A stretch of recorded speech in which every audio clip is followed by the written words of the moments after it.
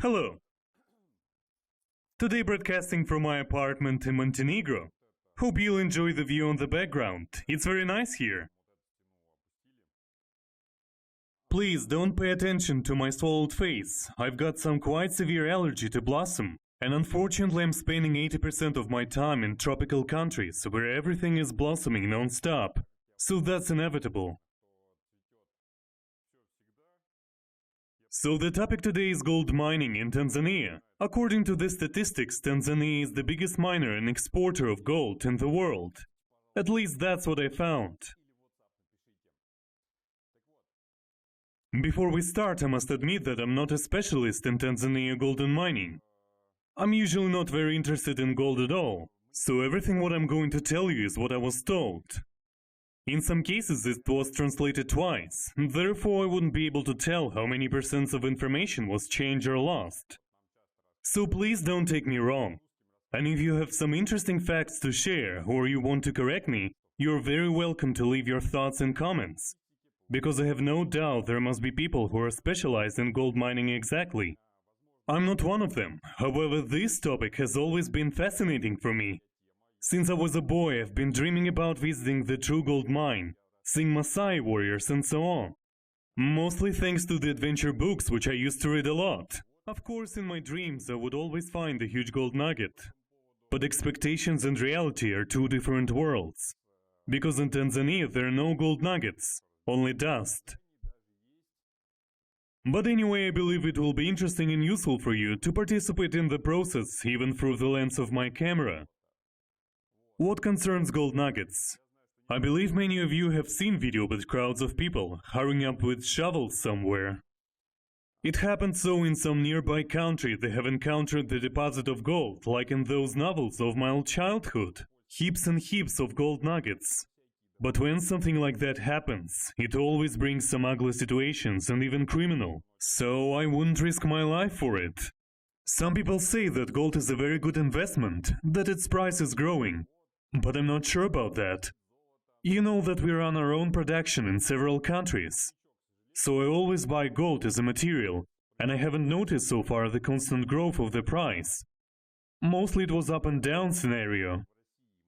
My guess is that they have kinda the same situation like Rappaport Diamond Report, meaning that there is a market price and a real world price.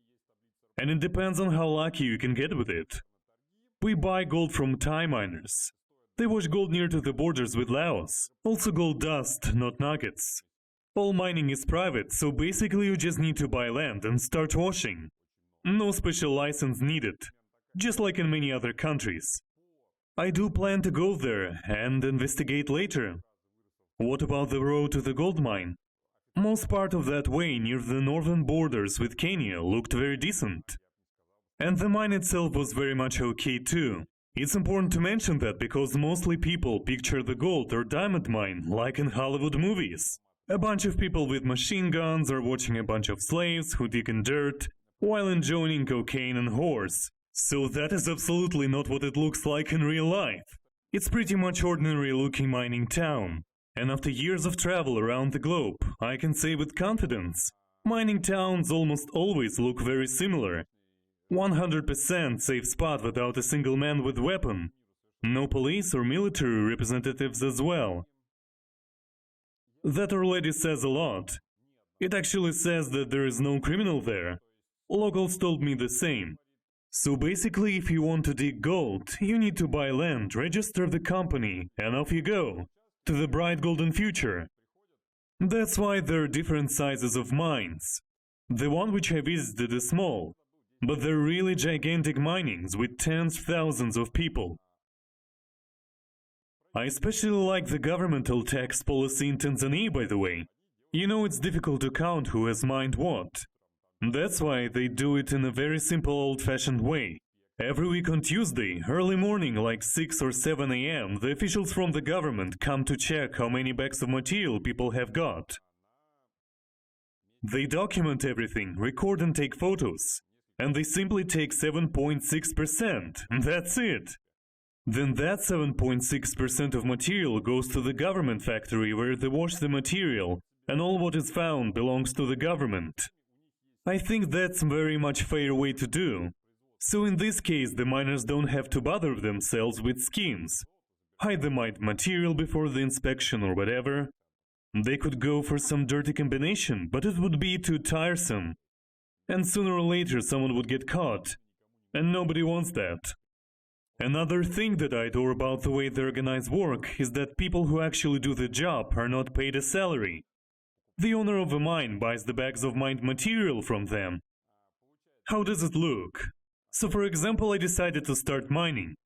I buy a piece of land, then some guy comes to me and suggests the full package of services needed for mining itself. So he and people, blast, generators, equipment, and so on. So he organizes the mining, and then I as an owner buy the material from him at some fixed price. Or leave for him a fixed percent of bag. Of course there is always a representative of the owner at the mining. His job is to watch and count how many bags have been mined. But actually, if you know this business, you can imagine approximately how many bags the brigade of 10 people can mine a day. So even if they decided to cheat and mine some more for themselves, it would most probably be physically impossible. So in general, everything is pretty much clear. Now at least I've heard that in Tanzania they also had very ugly issues involving criminals. But the government managed to eliminate the problem. Big respect for that. The deceased president has also applied the protective taxes on import of heavy machinery and persuaded even big company not to hurry with substitution of manual labor with machines. He explained that even if one can afford to buy a couple of excavators for mining, they still need to think about workers who would lose their jobs. Imagine what a catastrophe for local economy it would be if a huge company who employed thousands of people and fired them all at once after getting the machines to do the same job. I think it's really great that the government tries to take care of people first of all. He worked out the special program of modernization, which would allow to implement heavy machinery gradually, letting people to adapt, master new skills and find new options of income. And the big companies that obviously have enough money to buy all the new equipment right now supported him. So let's now start watching. I'll be doing the comments as we go, so you wouldn't understand what is happening there, because otherwise you might get lost. Hello everyone. On our way we spotted this quarry. Of course everyone has gathered to look at me. Anyway, what's interesting here? Look at that construction. These rocks must be granite. They're placing the hot charcoal so to create the difference in temperature. Eventually it cracks the stone from inside. I see such a method for the first time, and it's obviously amusing them a lot. However, I'm starting to remember that I've seen once on Discovery the field about Hannibal leading the troops across Alps. They had elephants, and sometimes the mountain paths were too narrow for huge beasts. And it was said that Hannibal destroyed the rocks with the help of fire. I couldn't understand for a long time what does it mean. Now I see. Aha, that one is already cracked. But people say that if we continue heating it, it will break into 2-3 more pieces. And about Hannibal, it was said that he applied fire as well, but also poured vinegar on the hot stone, so to facilitate the process. The locals use only fire. Usually it takes 1 day to crack the rock. Like that one in the corner, for example. It's expected to fall apart today in the evening, while the fire was placed in the morning. So these people have just proved the theory of Discovery Channel. Look at this rock. It's about 5 meters high. They say that with help of such mini fires, it can be cracked into tiny pieces in 2 or 3 days. And if we start fire in different spots at once, maybe even within 24 hours. The guy is going to throw in some more wood.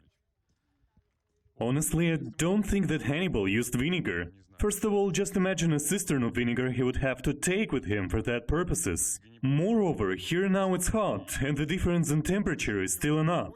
In Alps it's much more chilly place, so it would crack even faster. Hello again. We arrived to the smallest gold mine. By smallest we mean the one where only 1,700 people are working. It's not like with diamonds or other gems, where sometimes a few people can do the job.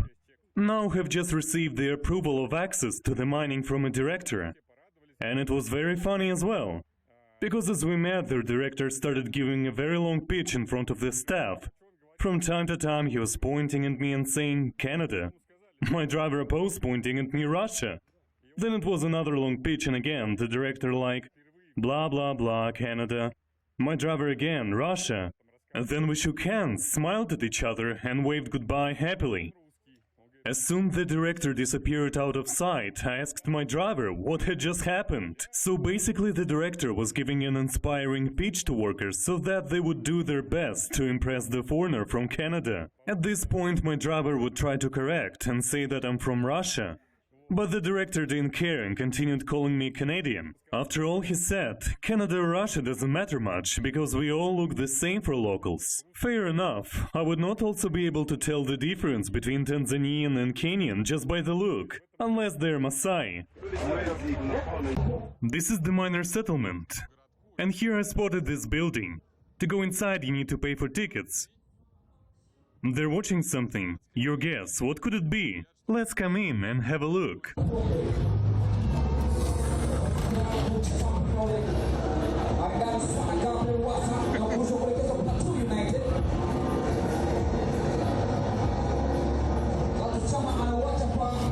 Yep, that's right. This is local cinema and they're watching football every day. There are no films or RV shows, just football games, and people are happy with that, because there are no other entertainment options.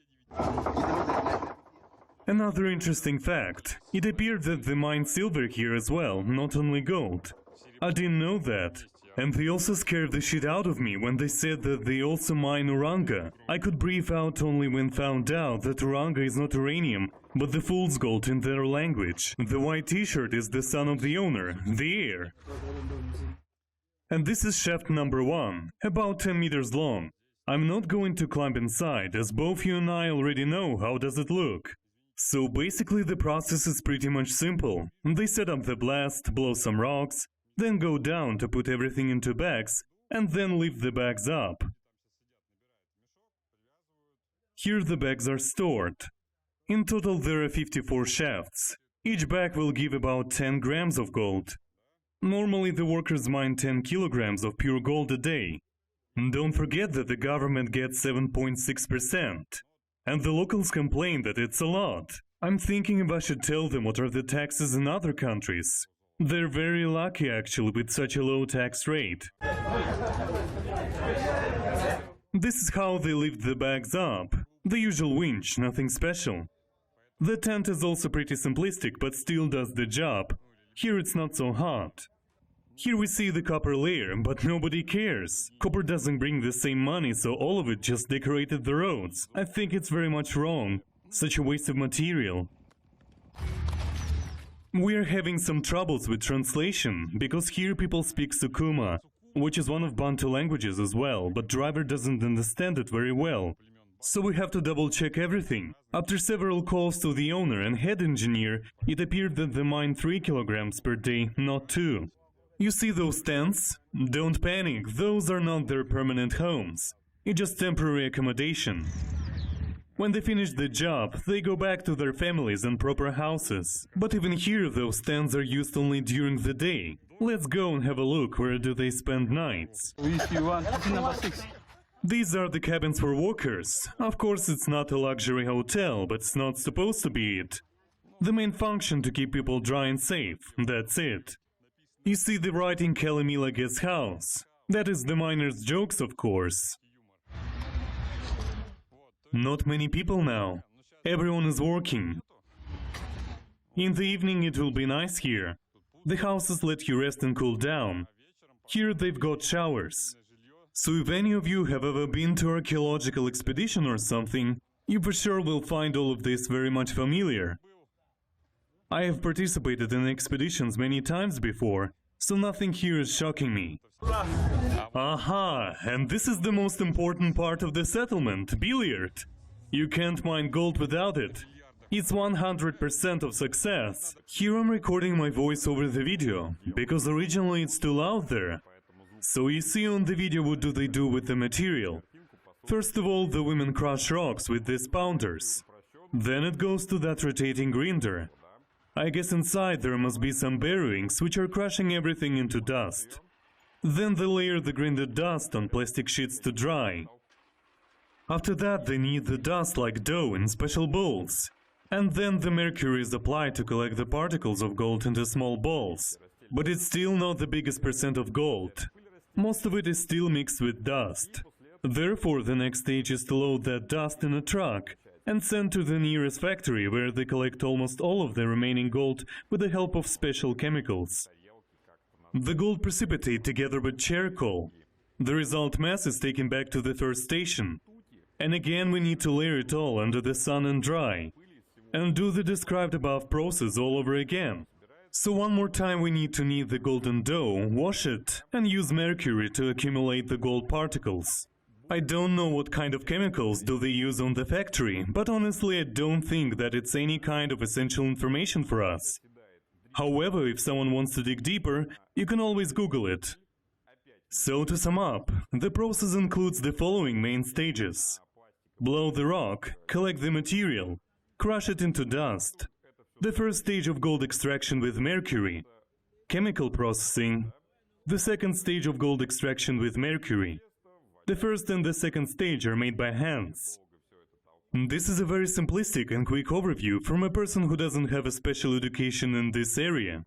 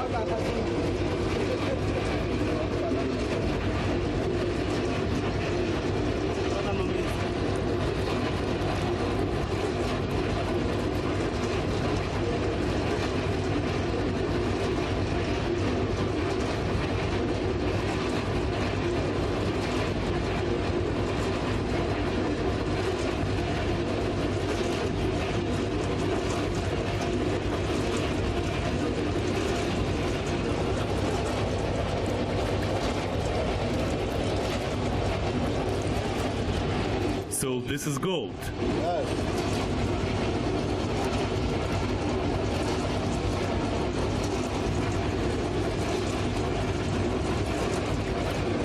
And how they make it separate from coal?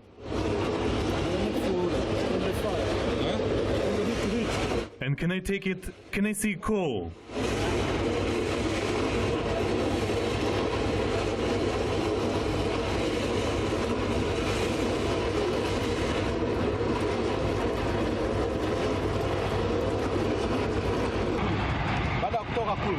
This is how the gold looks in the end. This is when we collected the gold particles with mercury.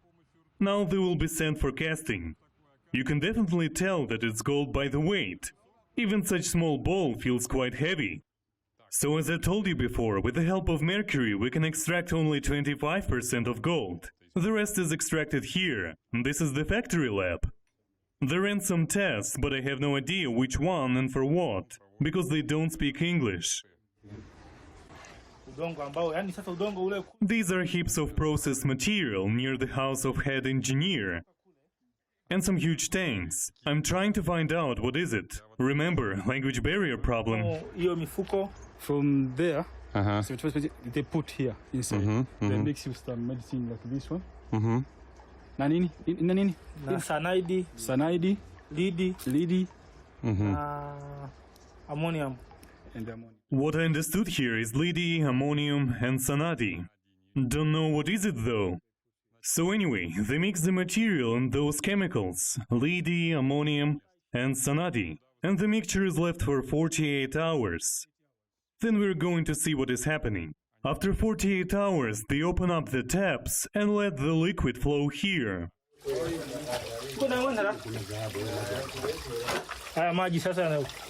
Oh, that stings to be honest. Ule udongo unafanywa mmeng'enyo. Sawa? Dhahabu inatoka kwenye mfumo wa maji kimiminika. Inapokuja hapa inakamatwa na kitu kinaitwa carbon.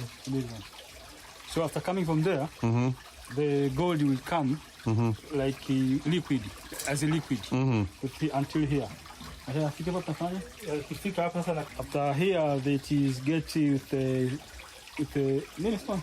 carbon. It's carbon. So carbon is used as a filter. Okay.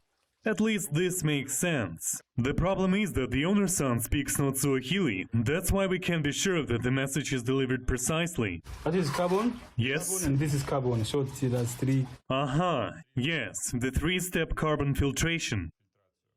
Okay, and then? You can get this one from there.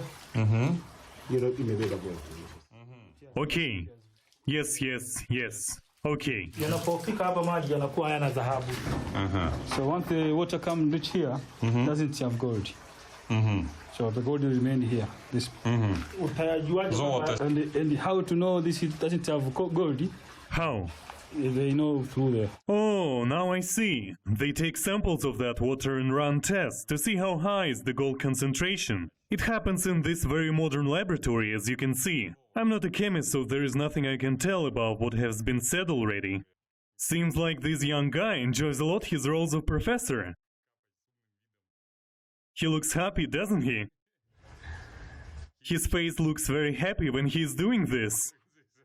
Yeah, I think it's not the only job he does here, but it's his favorite one for sure. kwa hapa ukija kuangalia maana yake inapitisha. So they check there, this one. If it's like this one, it doesn't have gold. This one it has gold. So now they see that the gold is go out. So now they... Oh, I see. So it means if the water is black, you need to take it out, right? No, you need to control it so that you can get white gold. Kwa hiyo hapa yenyewe ina dhahabu zaidi kuliko hiyo. Okay. So, once you see here, it's just more gold than this one. So. Okay, I see. The darker color, the more gold. I can see something yellowish, but I'm not sure if it's the gold. So as I told you before, that black charcoal dust is to be taken back to be washed and treated again with mercury.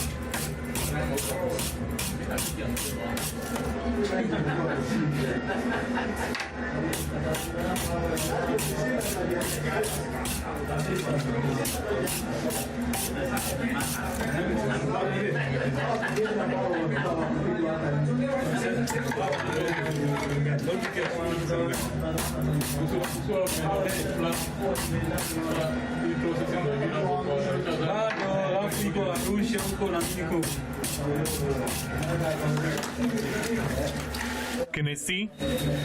Thank you. And this is the very final result. Thank you very much. It was very loud inside, so I'm going to comment outside. For sure you will ask how much does the gold cost here. So if you come to this place, you can buy 1 gram for $60. There is no way to say what standard it is.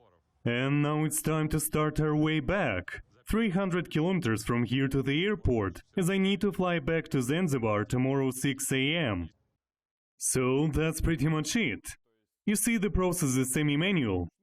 The settlement looks okay, not luxury, but it doesn't tell about poverty. It's a normal temporary accommodation for workers. I asked them what is the average salary, so they work in Artel. As you know already, they get paid for the results, so it does depend on how rich the certain part of mine is.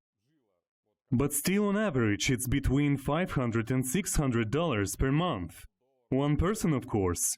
They do indeed work hard, and as I understand, some parts of jobs are not very healthy as they include mercury. But in Africa, for a person without a special education, it's very good money. Oh, by the way, there were a few situations when some workers were very unhappy with me recording videos. They were even threatening to beat my ass. I asked the owner why do they react so aggressively. He explained that of course in such remote areas there are some people who have a dark background. So obviously they're not very happy with being caught with camera objective. That is pretty much standard situation, as nobody checks the documents and history here. So finally we returned. Unfortunately it was already dark, which was very bad, because I wanted to see Victoria Lake so badly. But the next morning I was supposed to be present at a very important meeting in Zanzibar, so there was no way. Well, maybe next time. Anyway, I want to come back for sure. I have heard that there are lots of endemic spices there. Unfortunately, they might not last due to the local ecological catastrophe. As Kenya is more developed than Tanzania, they have some industrial production, which dump the wastewaters in the lake directly. So it would be interesting to see with my own eyes. I was also told that Victoria Lake is famous for its scenery views. However, I haven't noticed that when we were traveling on a ferry. Most of shores looked quite inhabited. I even spotted some big city on the bank, maybe several millions of citizens. And local people said that its economy is based on agriculture and fishing, which is amazing. Can you imagine how much fish they need? And in the end, I want to answer the question which I always get after new video. People usually are like, thank you for the video, now I know what to do. I will go to Arusha, buy some gems and everything will be tip-top. However, this is not quite how does it happen. First of all, you need to register the company as I did and get the permission to trade gems. Some people might hope that they can just quickly do the deal and then disappear in the crowd. But it's not gonna work here. The laws are very strict and locals have too good memory. So that's it for today. See you next time!